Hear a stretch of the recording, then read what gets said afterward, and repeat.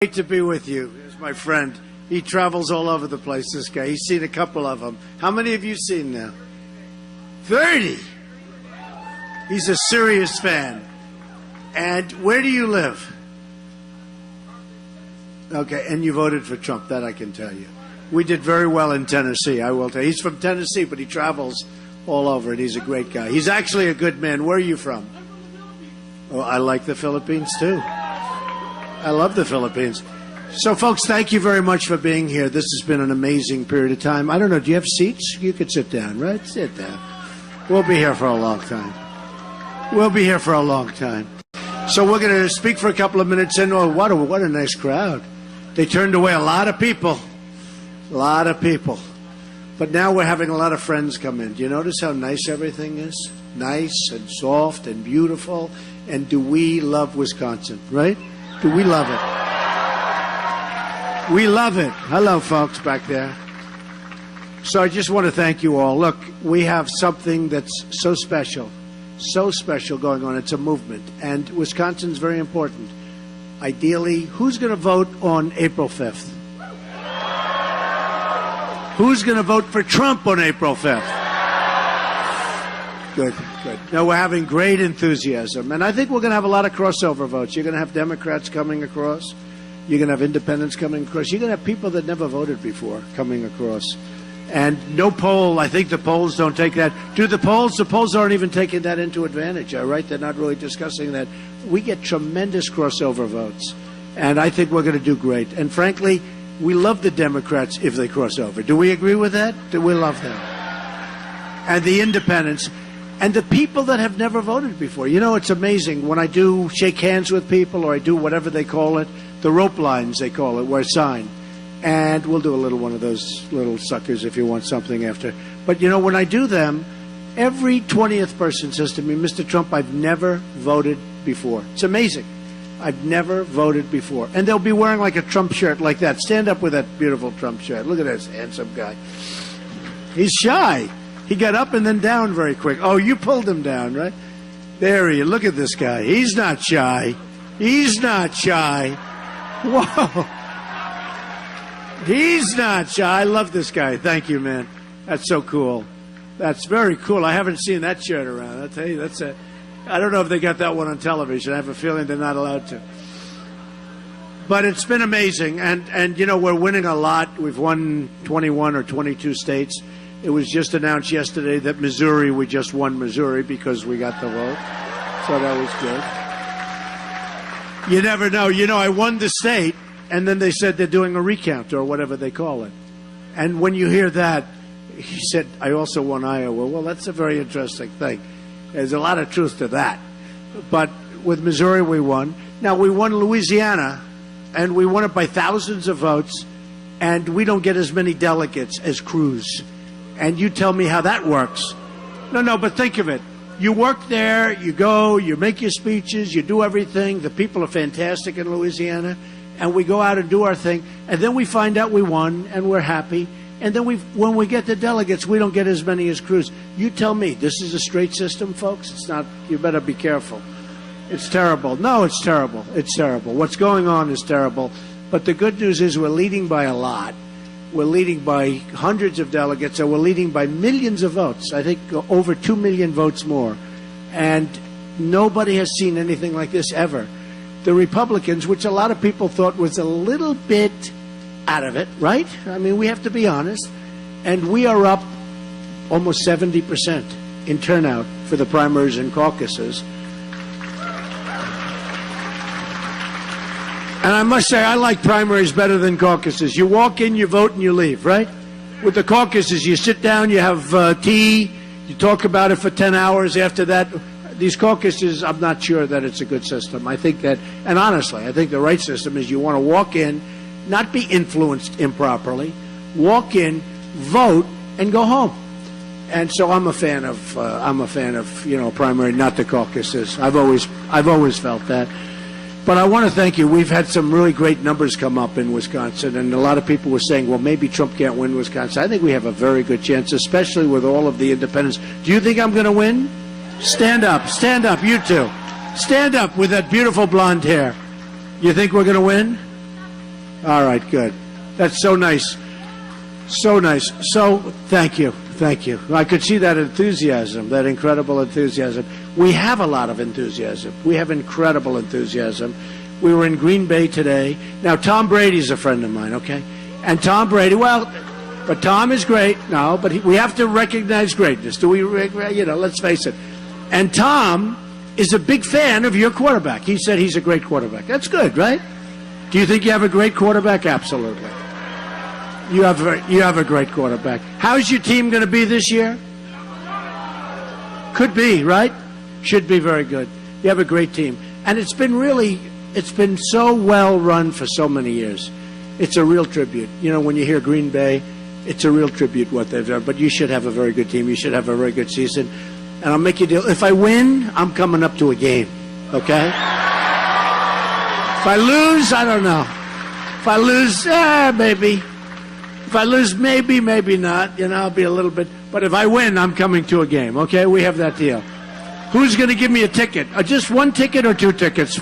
Melania, Donald, Melania, and how about we'll bring Ivanka, right? We'll bring Ivanka. But we'll come up to a game. I'd love that, actually. I would love to see. I passed Lambeau before, and it's beautiful. Boy, they've done a beautiful job on it. It looks great, and it's got history. And yet it's been upgraded, but it's got history, so it's got the best of everything. So here's the story. So we have a country that doesn't win anymore. Our trade has been taken away from us. We make the worst trade deals of any human beings maybe that ever existed. And a lot of those deals aren't made because the politicians are so stupid. They're made because the politicians are taken care of by special interest groups. They're taken care of by lobbyists that represent companies that are in oil or in lumber or in electric or in pharmaceuticals. And the guys I'm running against, I'm self-funding my campaign, folks. I have a lot of money in this thing. I have a lot of money in. And, I've turned down so much money. Jeb Bush had the record. He had $148 million. Now I think Hillary's going to have more, and who knows. But Jeb Bush, well, Boo is right. But Jeb Bush had like $148 million. If I would have taken money, I would have had 3 times that amount, more. I could have had whatever I want. I turned down so much money. And I'll be honest, I don't know if it's really necessarily appreciated. When people go in, they don't say, do you agree with me? You understand what I mean? I'm in for a lot of money. And I don't know that it's really appreciated from the standpoint that when you go into the booth, say, oh, well, I like Trump, and I don't like Cruz, but I like Kasich. I don't know why, but that's okay. No. But I think I'll vote, let's say, for this one or that one. But I don't think anybody says, Trump is self-funding. That means he's not controlled by all of the special interests. I'm only controlled.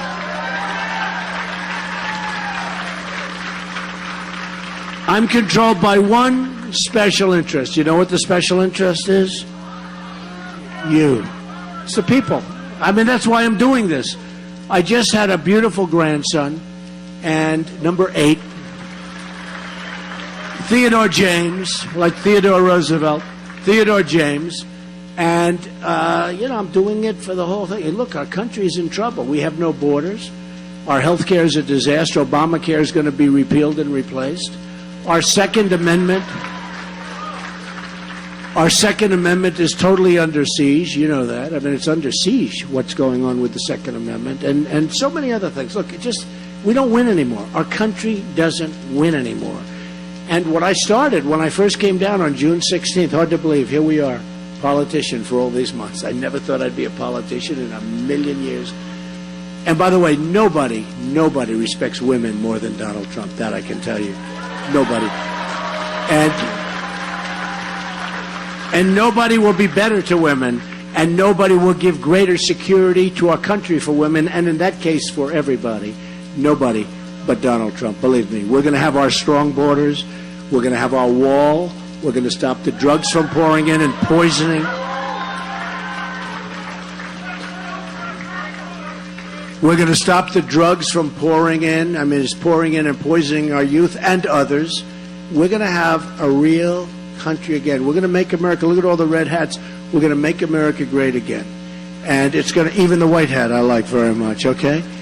But we're going to make America great again. We're going to do it. We're going to have strong borders. We're going to have an unbelievably strong military. You know, our military has been depleted, totally depleted. And we can't beat ISIS. We can't beat, I don't know, it's just, I don't want to say we can't beat anybody. I just don't want to say it. I refuse to say it. But I see these generals, they're leaving the military. General Ordiano, good man. He leaves the military a number of months ago, and he's talking about it. And he's saying how, in terms of preparedness, we're just about the least prepared that we've ever been as a country. Now, I thought he was talking about since World War II. I think he was talking about, like, ever. And that's pretty sad.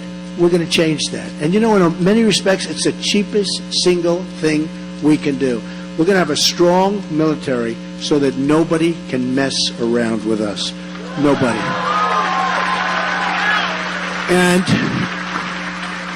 And I see some great vets back here. We are going to take care of our vets, okay? We're going to take care of our vets, fellas.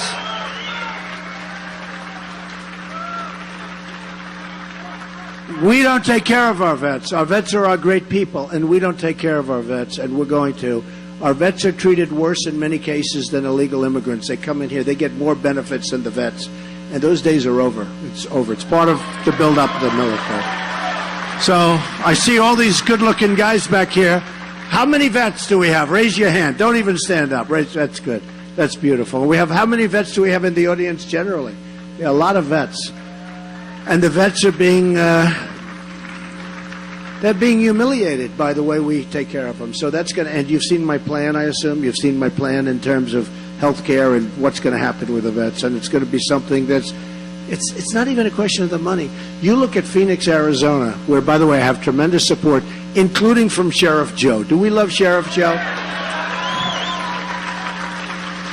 I'll tell you, Sheriff Joe doesn't mess around because, you know, when we went to Phoenix, I had 21,000 people right near Phoenix, and Sheriff Joe has the border, and he's tough with his tents and the whole deal. And we had a lot of protesters. We had like 200 protesters. And they were very loud and very, you know, boisterous. And he said, oh, this isn't going to happen. And, you know, he walks right up to him. He walks right up. He looks him in the eye, and they just, like, they're quiet. He's an unbelievable guy. So Sheriff Joe, they put their cars. We had 21,000 people, and the cars couldn't get through because they did a blockade of cars on the highway. So these cars couldn't get through. So they were being delayed tremendously, and there were tremendous traffic jams all the way back to Phoenix. And Sheriff Joe looked at it. He said, move those cars. They didn't move them. They chained themselves to the cars. He had his guys with chain cutters. Just walked right up, boom, boom, boom. They put 3 or 5 in jail. Everybody dispersed. They moved those cars. I'm telling you, in 5 minutes, that road flowed. It was so beautiful to watch. You saw that, right? It was unbelievable. It was, the way that road moved was, and we had no problem. And the problem you have is that we don't have people. Today they want to be politically correct. They want. Now, Sheriff Joe stood up to those people and says, you've got 2 minutes to take those chains off. They wouldn't take them off. Bing, boom, in jail. Everybody left. That was the end.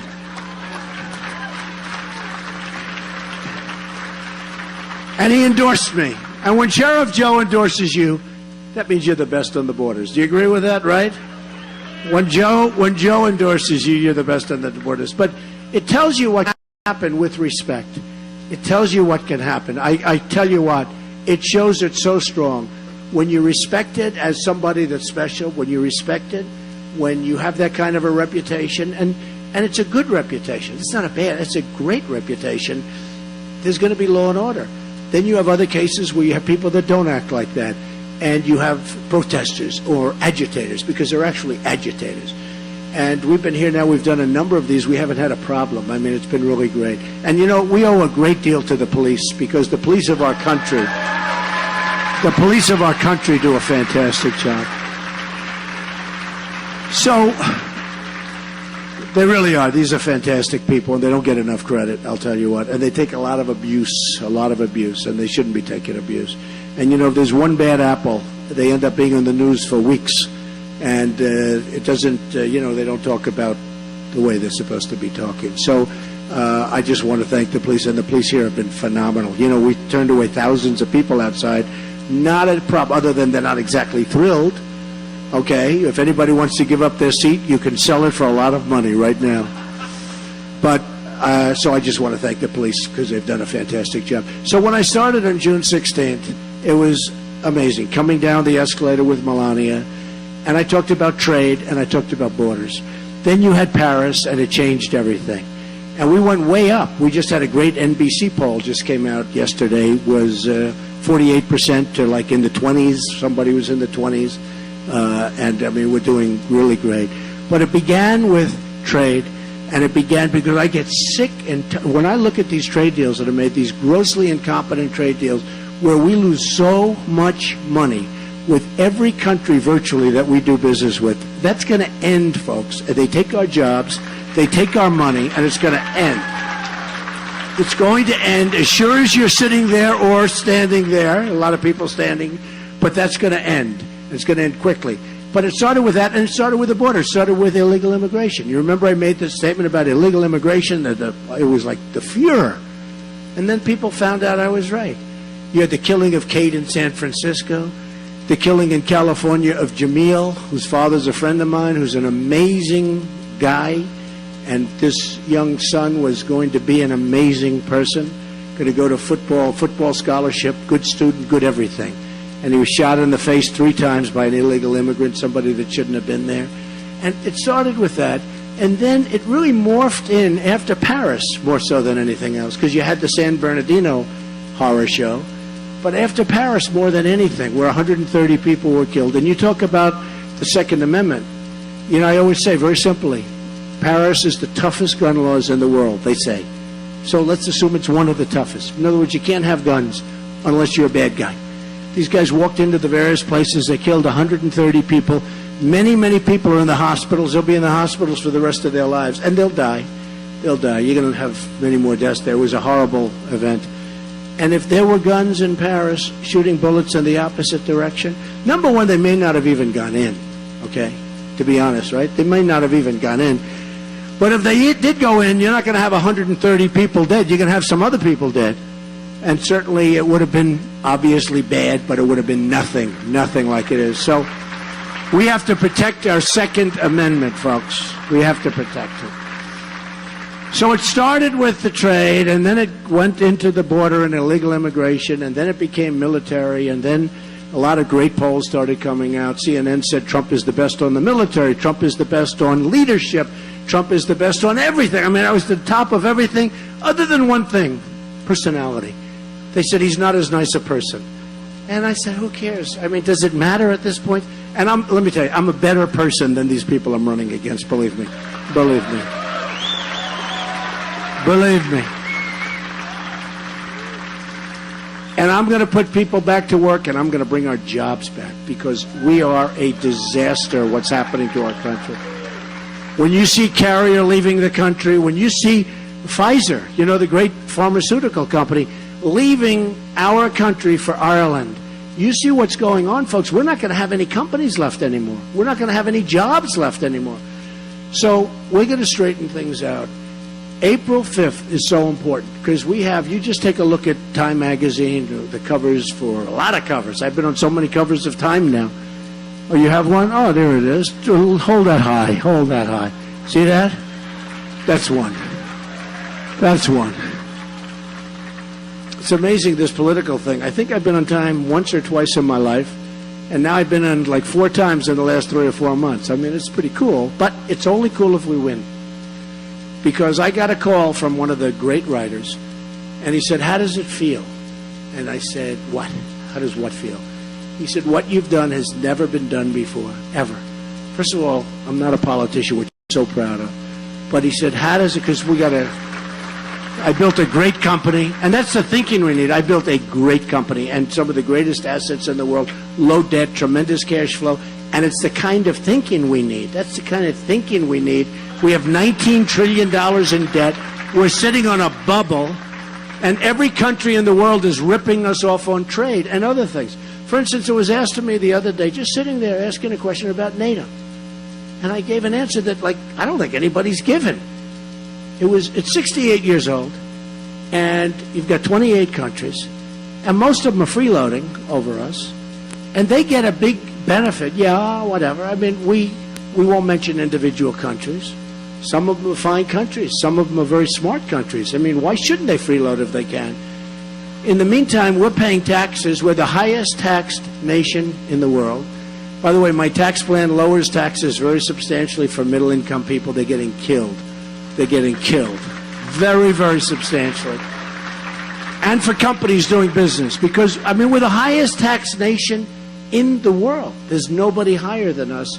And when you think of it, isn't that terrible? So we have NATO. We're paying a truly, I mean, just the numbers are staggering. We're paying a disproportionate share, and it's obsolete.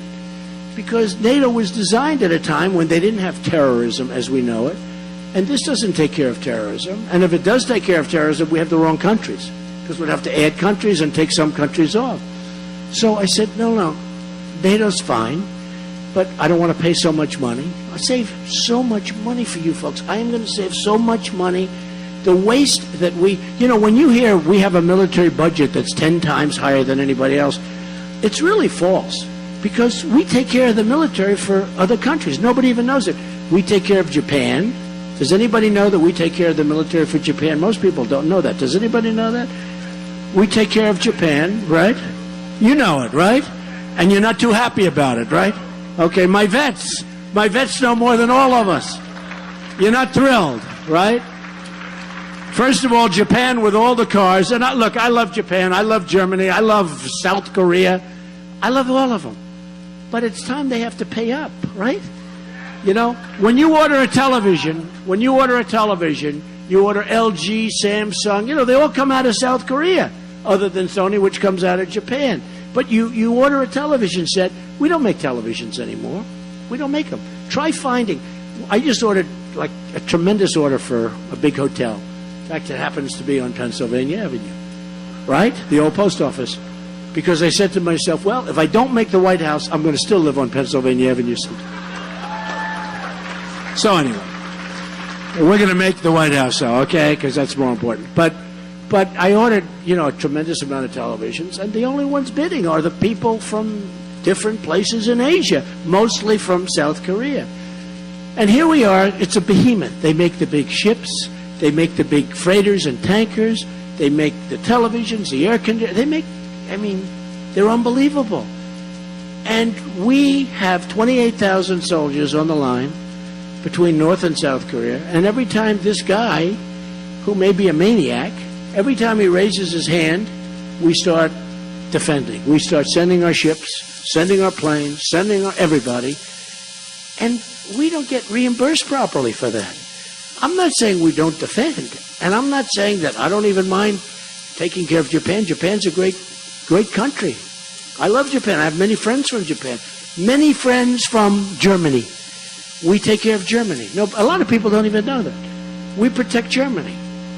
Now, Germany sends Mercedes-Benzes over. They're making a fortune.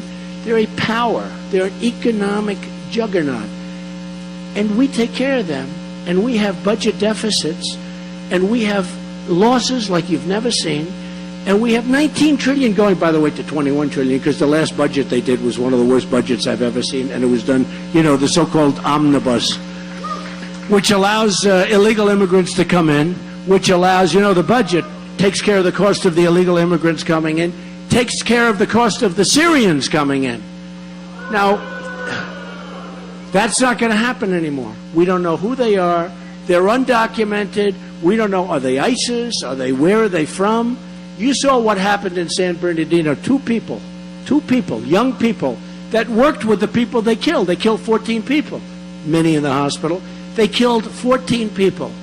And these are people that this is a young married couple. Now we're taking in thousands of people, and we don't know where. We have no idea where some of these people come from. Probably where almost all of them come from. There's no documents. There's no paperwork. Are we crazy?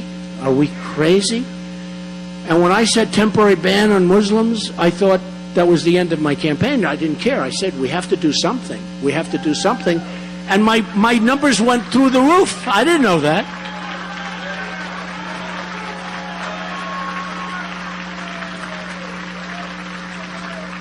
And we have a president that doesn't want to even use the term radical Islamic terror. He doesn't want to talk about it. And nobody can say really why. I mean, I understand there's some reasoning behind it, but there's no real smart reasoning behind it. It's a problem. And they know it's a problem. And there's another problem. They don't turn each other in. When you look at what happened in Brussels, remember about a few months ago I said very bad things about Brussels. I said it's a hellhole. Used to be one of the most beautiful cities in the world. It's a hellhole. And the New York Times did a big story about me saying what a shame it is that I call Brussels a hellhole, and what right do I have to call it a hellhole? And then you had the problem last week with all of the deaths, the bombings and the horror and the lack of real protection and the lack of knowledge about these people and where they are and where they live. I mean, you think of it, the one guy that they've been looking for who did the Paris was living right next to where his apartment was. They don't turn each other in. They didn't turn in San Bernardino. They were making bombs. Many, many people saw bombs all over the floor of their apartment. All over the floor there were bombs. Nobody turns them in. They knew this guy, this thug, that now is in jail, and he'll get a lawyer and he'll be fighting it for 25 years, and that'll be it. Probably end up getting out someday. But this guy who was one of the main players in Paris, we finally have them stopping to call masterminds. Remember they were calling mastermind, the mastermind. They're not masterminds, they're thugs. They're not smart. They're just dirty players, really dirty players. We can't waterboard, but they can chop off heads, right? You saw that where I took some heat. We can't waterboard. We can't waterboard, fellas. I'll tell that to my veterans back here, right? We can't waterboard, but they can chop off heads. They can drown people, 50 people in a cage, a big steel cage, right? And we can't waterboard. I think we got to make some changes, some adjustments, because you know what? If we're not going to play...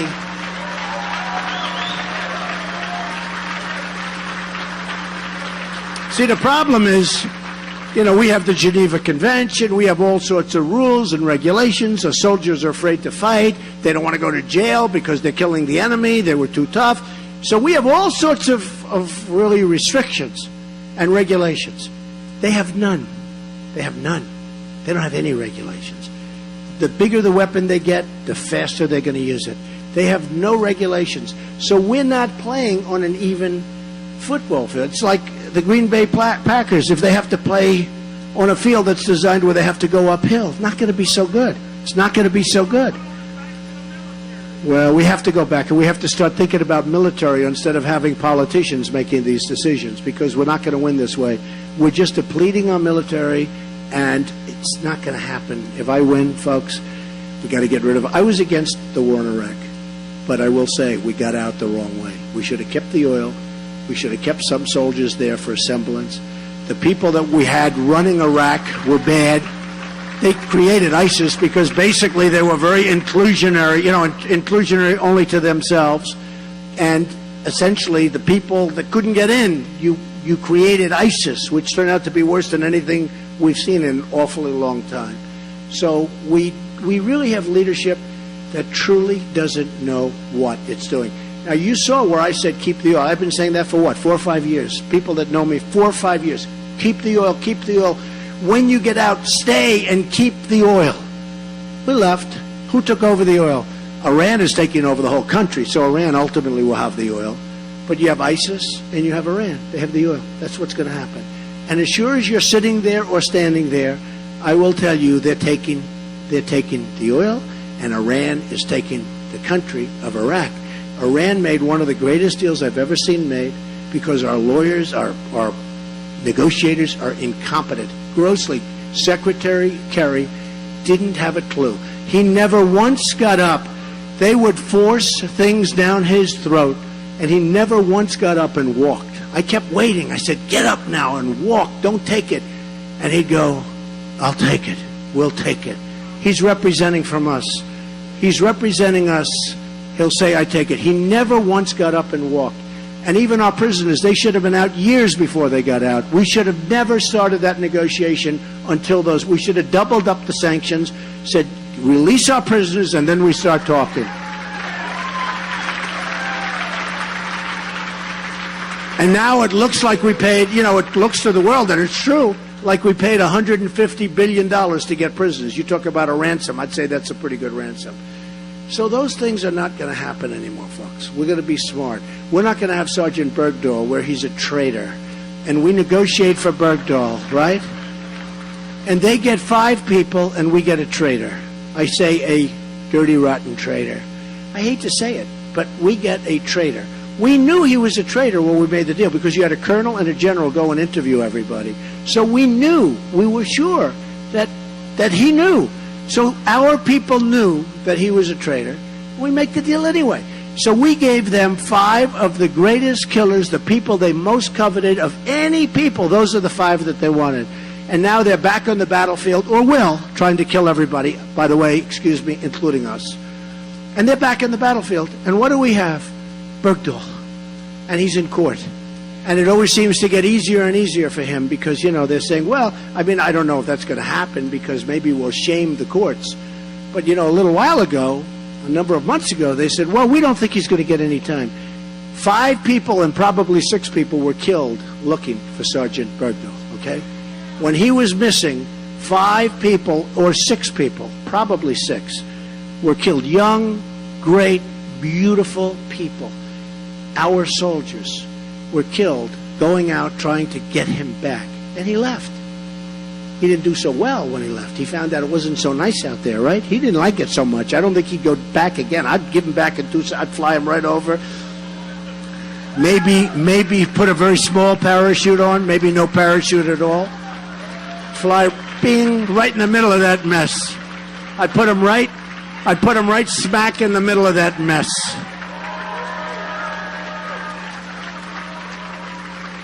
Six people killed looking for him. But that's what we do. We get 1, they get 5, right? I call him the 5-for-1 president. Well, the Iran deal is the same thing, just as bad as it gets. And it's going to lead to nuclear proliferation anyway. It's going to be a disaster. And they don't buy from us. We have agreements that they can't, but regardless, they wouldn't anyway. They buy Airbus planes. They bought 118 Airbus planes. They don't buy Boeing. They don't buy Boeing. They don't buy from us. And we actually have restrictions. You'd almost say, why did we keep the restrictions on where Iran can't buy from us? You know, we kept restrictions on. So we give them $150 billion, at least let them spend the money with us. But we leave the restrictions on. We don't do anything right. We don't win anymore. That's the problem. We don't win with military. We don't win with trade. We don't win with health care. We don't win with education. We're going to end Common Core. It's going to be local, by the way. We don't win anymore. So I can only tell you this, folks. It's an honor to be here and to have so many people on this afternoon, which is actually sort of semi-beautiful out. It's a little rainy, but we love that kind of weather. Look, to have this many people show up and to have thousands of people listening to loudspeakers outside and leaving, actually having to leave because they couldn't get in, is such an honor. This is such an important state. I would love to win it. It will absolutely cement us. If we don't win it, it will be, you know, keep going. We'll see if we get to that big number. Because, frankly, what they're doing, the establishment is trying to take it all away from us, folks. Let me tell you. They're trying so hard to take it away. Cruz doesn't have it. He will never be good at what he does. He will never, ever be good at this whole... He will never be good.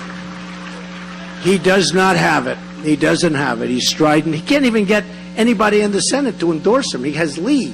And he got Lee because there was, you know, after months and months, he wanted to get Jeff Sessions, right? Who I got. Jeff Sessions endorsed Trump. He's one of the most respected people in the Senate. And we have Sarah Palin, and we have, who's fantastic. And we have Jerry Falwell Jr., who did Liberty University, one of the great people. One of the reasons I do so well with the evangelicals. We've done incredible. And, you know, it's sort of interesting with Ted Cruz. He lies so much. I mean, he lies. We call him Lying Ted Cruz. Lyin apostrophe. Lying Ted. He holds the Bible up high, puts it down, and then he lies. Look what he did to Ben Carson, who endorsed me, by the way, a great guy. He goes into Iowa. He goes into Iowa and he says, Ben Carson is out of the race. He's left the race. Vote for Cruz. Vote for Lying Ted Cruz. And many people did that. And then he has a certificate, it's a voter certificate, which is like a fraudulent document. He puts that out there. It's really disgraceful, folks. And let me tell you, he doesn't have the temperament to be president. He doesn't have the talent to be president. He would be one hell of a lousy president, that I can tell you. And there will be turmoil. There will be turmoil all over the place. So we're just going to have to see what happens. But, you know, he's in favor of TPP, the Trans-Pacific Partnership deal, TPP.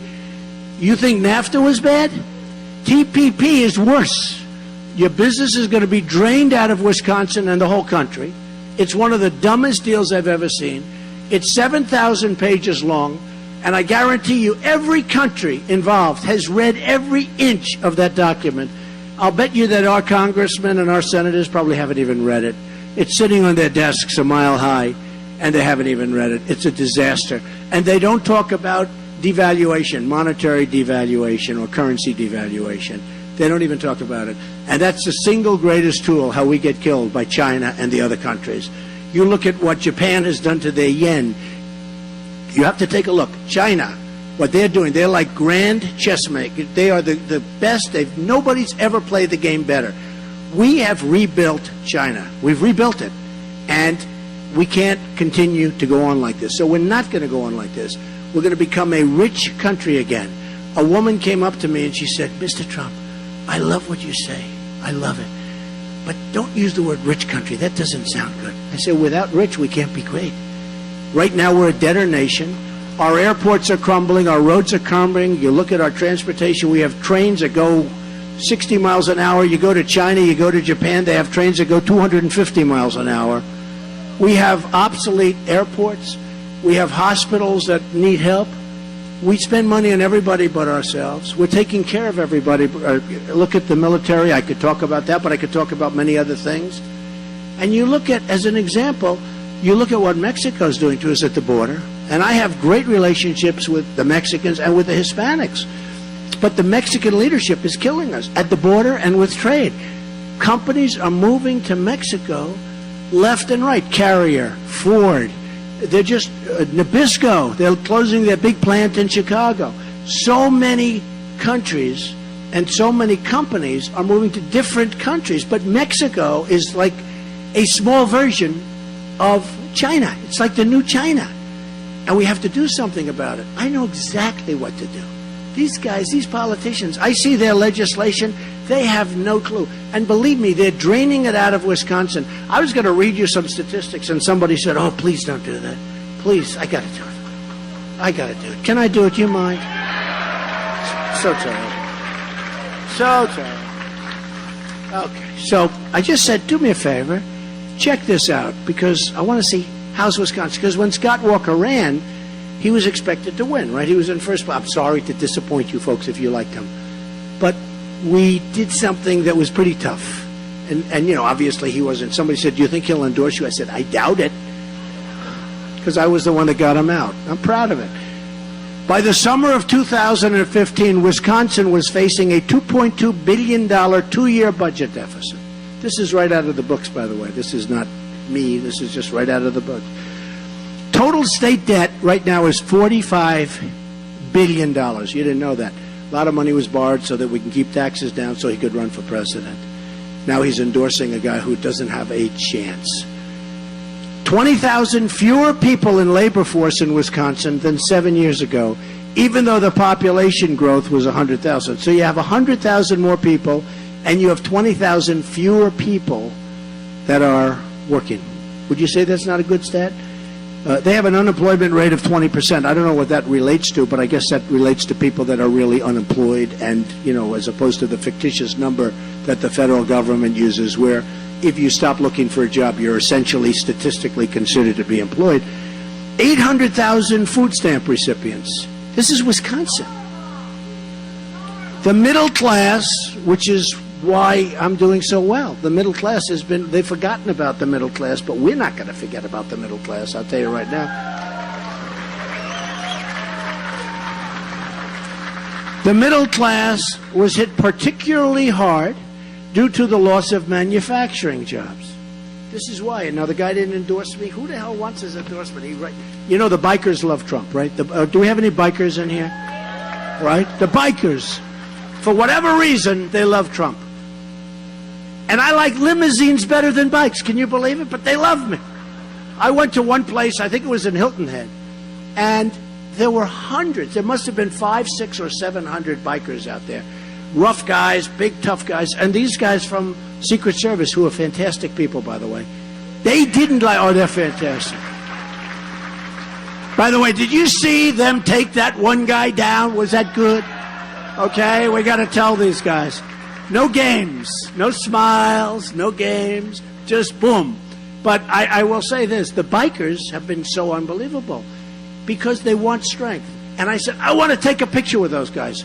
These guys went crazy. They said, no way, no way. I said, they're my people. I love these guys. I don't know how many guns they must have had pouring out of their guts.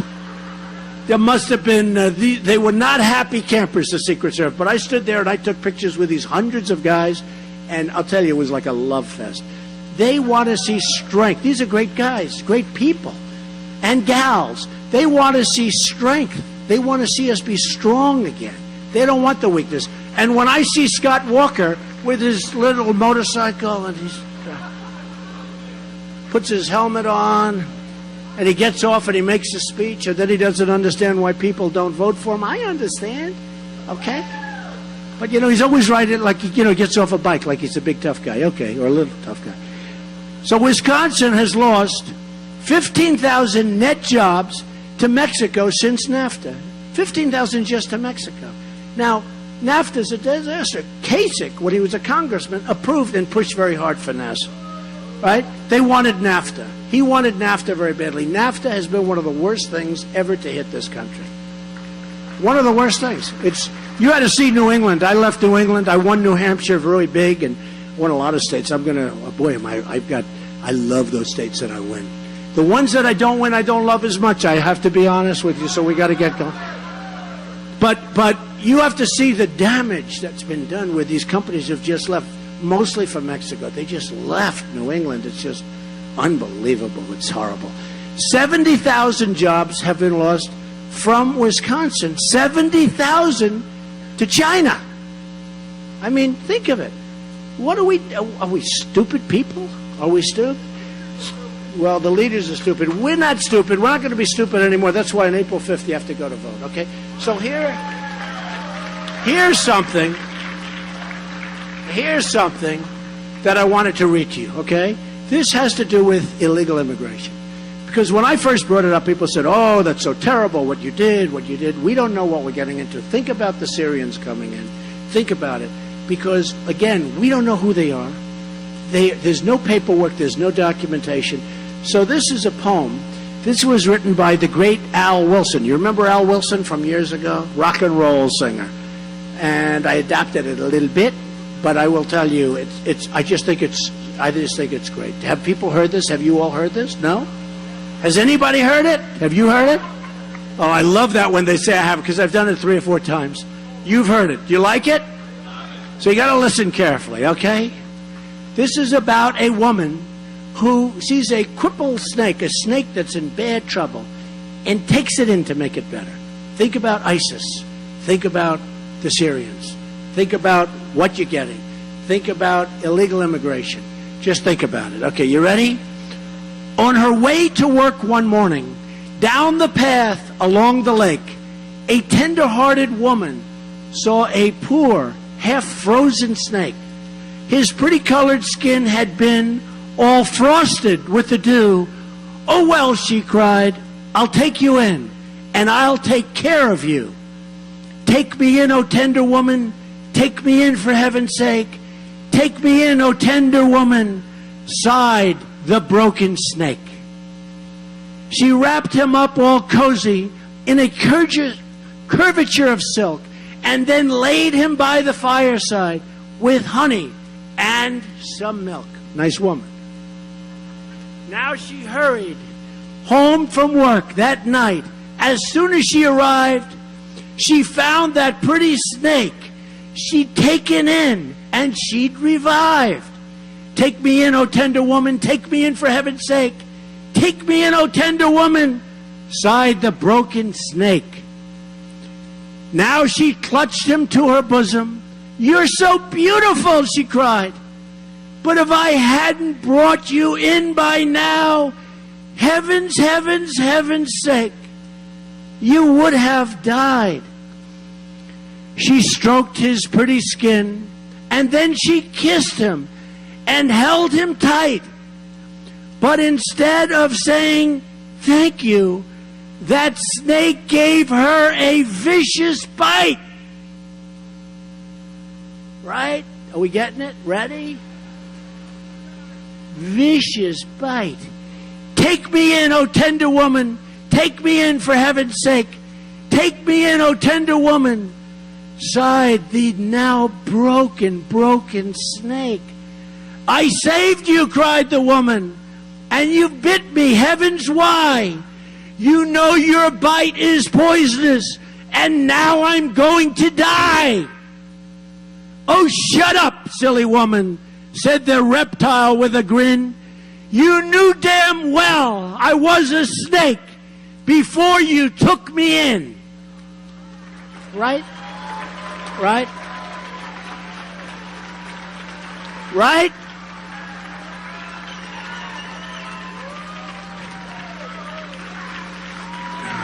Do the vets agree with me? Right? You understand?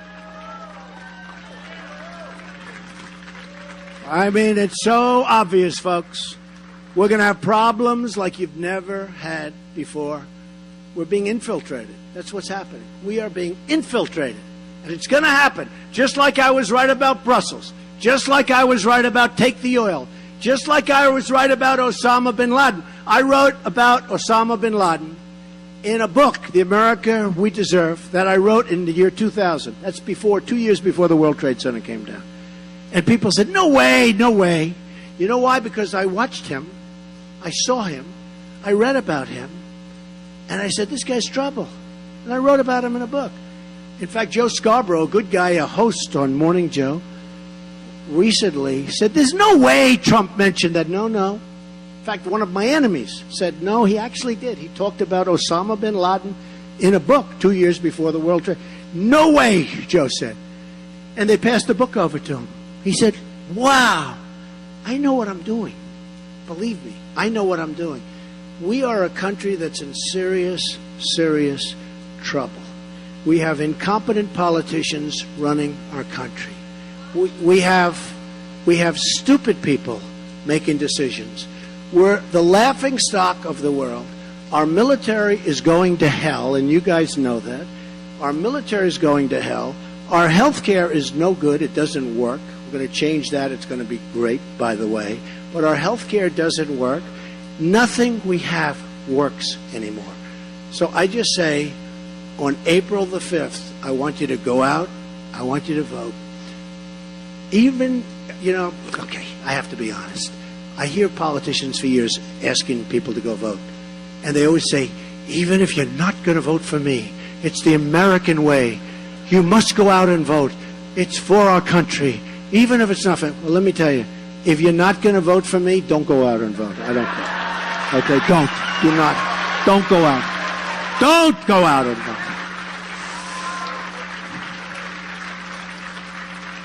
So here's my promise to you. I didn't need to do this, believe me. I have a wonderful family. I have a wonderful life. I built this great company. I didn't need to do this. I wanted to do this. And again, I'm not controlled by anybody but you.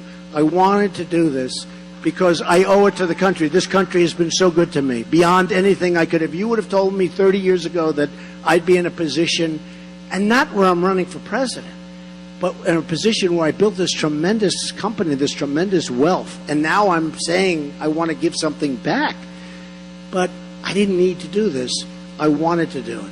And honestly, if I get in, it's going to go quickly. We're going to tell people, sorry, folks, you have to pay up. We're going to make our country rich again. We're going to make our country so strong again. We're going to save your Social Security. All the guys I'm running against, they want to cut your Social Security. They want to take your Medicare, take your Social Security, cut the hell out of it. I'm not going to do that. I'm going to bring in the jobs. I'm going to bring in the money, and you're going to keep your Social Security. We're going to get rid of the fraud, waste, and abuse, but you're going to keep your Social. And I'm the only one that says it, believe me. The only one. You're going to keep your Social. As sure as you're sitting there, you're keeping your Social Security. You've been paying in all your lives. You're going to keep your Social Security and your Medicare. Okay. So here's what's going to happen. We're going to start winning again, quickly. We're going to win with our military. We're going to knock out ISIS. We're going to knock them out, folks. We're going to knock them out. And we're going to rebuild our military and reestablish our military and make our military so strong, so powerful, that nobody's ever going to mess with us again. Nobody's going to mess with us. We don't want to use our military. We don't want to use it. But nobody's going to mess with us. We're just not in that position right now. We're going to make so many strides. Second Amendment, health care, Common Core out, local education. Our education's going to go. You know, in 30 countries, we're ranked number 30. Sweden, Norway, Denmark, China are in the top 4. We're ranked number 30. We spend more per pupil than any other country in the world by a factor that's so high that the second place doesn't even exist. Second place is so much lower. And yet we're at the bottom of the heap. What's not going to happen anymore? We're going to straighten it out. We're going to straighten things out. We have such a great country. I've really gotten to know the country over the last half year. I mean, I get to know places that I never dreamt of. The people are unbelievable. The people are great. I want to make Apple products here. I don't want to make them in China and Vietnam. I want to make them here. And we'll be able to do that.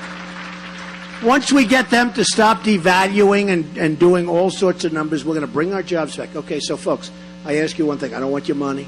I want one thing. On April 5th, and tell everybody you know, I will do such a great job. Go out and vote. You will be so proud of your country. You'll be so proud of your president, which I'm less inclined to even care about. I want you to be proud of your country. But you will be so proud still of your president. Because we're going to start winning again. We're going to win with our military. We're going to knock out ISIS. We're going to win with trade. We're going to make some of the great trade deals. I have the greatest people in the world. They're friends of mine. They're killers. They're horrible, in many cases, horrible, horrible human beings. Do we care? Right now we have political hacks that have a 37 IQ. Right now we have, or that are very smart and who knows what's going on. But China has their best and their smartest, and they come at you in waves. I've made a lot of money with China. Biggest bank in the world is my tenant. I sell condos. The Bank of America building in San Francisco, I own a massive chunk of it. I got it from China. I mean, I made a lot of money with China. You can do great with China. China doesn't believe they're getting away with this. So here's the story. We're going to start winning again. We're going to win in every capacity. You're going to be so proud of the United States once again. You're going to say this was one of the great afternoons of your life, and you're going to say your vote on April 5th was the single greatest vote you've ever made. Believe me. So I want to thank you all. I love you all. Thank you very much, folks. Thank you, Wisconsin. Thank you. Thank you. We'll do a great job for you. Thank you very much. Thank you.